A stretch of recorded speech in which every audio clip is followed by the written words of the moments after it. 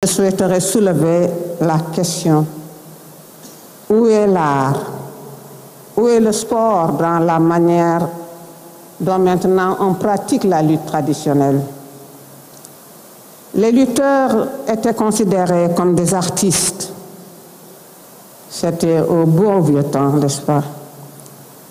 Le temps de la lutte était un temps de poésie, avec les bacs des lutteurs, avec les couleurs, les rythmes et les chants galvaniseurs des griottes.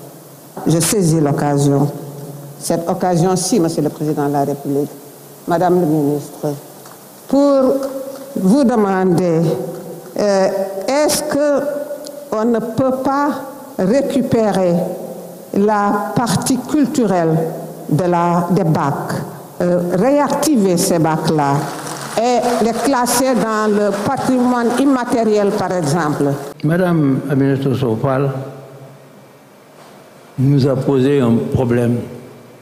C'est grâce à sa sensibilité qu'elle nous propose de récupérer ce pan de culture que constituent les chants de lutte.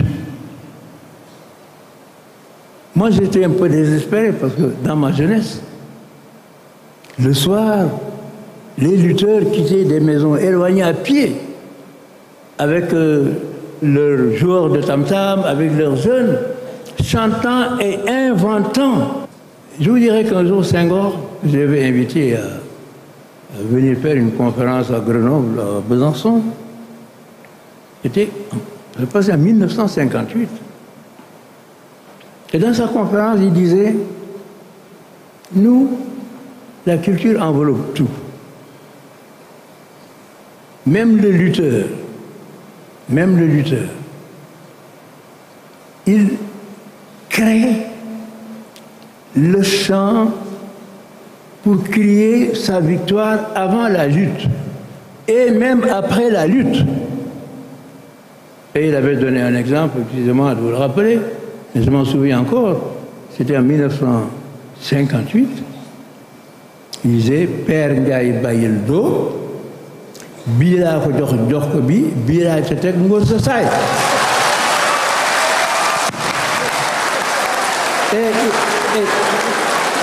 C'est là.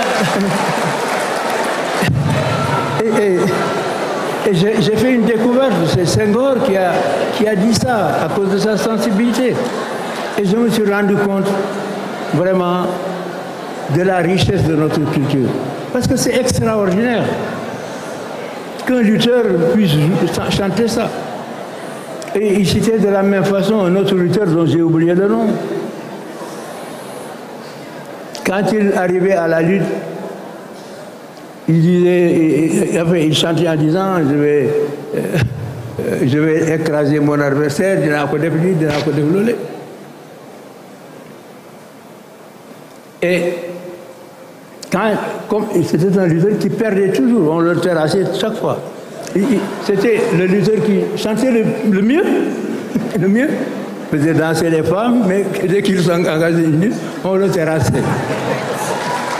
Elle me dit, c'est un poète. Et ce lutteur rentrait chez lui en disant, Khamalan Père Ndiaye Danotina. Alors, on tape le tam-tam et il chantait Danotina, Danotina.